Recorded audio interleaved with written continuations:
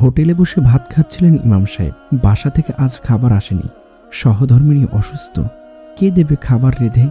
বাধ্য হয়ে হোটেলে বসতে হয়েছে। হোটেলে খাবার বরাবরই এড়িয়ে চলতেন তিনি। সহধর্মিণীও নিষেধাজ্ঞা আছে। তিনি কঠোর ভাষায় বলেছিলেন, আমি থাকি বাড়িতে, আপনি থাকেন মাদ্রাসায়। পেটে গন্ডগোল হলে আপনাকে কে দেখবে? দোহাই লাগে কখনো যেন বাহিরের খাবার খেতে না শুনি। আজ হোটেলে খেতে বসে বারবার সেই কথাগুলোই মনে পড়ছিল।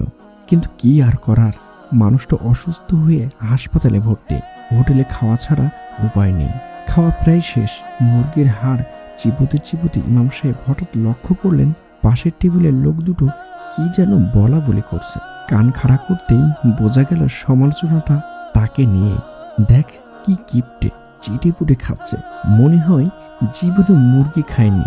খাবার শেষ করে ইমাম সাহেব 3 কাপ চায়ের অর্ডার দিলেন। লোক দুটোকে ডেকে বললেন, আসুন না একসঙ্গে চা খাই। না হুজুর, আপনি নিজেই খান। আরে সমস্যা নেই, অর্ডার দিয়ে ফেলেছি। আসুন তো, আসুন ভাই, আসুন আসুন, একসাথে বসে খাই। লোক দুটো উঠে এলো। লজ্জিত ভঙ্গিতে ইমাম সাহেবের টেবিলে বসলো। চায়ের চুমুক দিয়ে ইমাম সাহেব বললেন, ওসমান রাদিয়াল্লাহু তাআলার নাম শুনেছেন? জি শুনেছি। তিনি কখনো অপচয় করতেন না, আমিও করিনি, কিন্তু আপনাদের সেটা মনে হয় পছন্দ হয়নি। আপনারা আমার সমালোচনা করেছেন, টিটকিরি দিয়েছেন, খাবার চুষে খাওয়াটাকে কিপটে বলেছেন।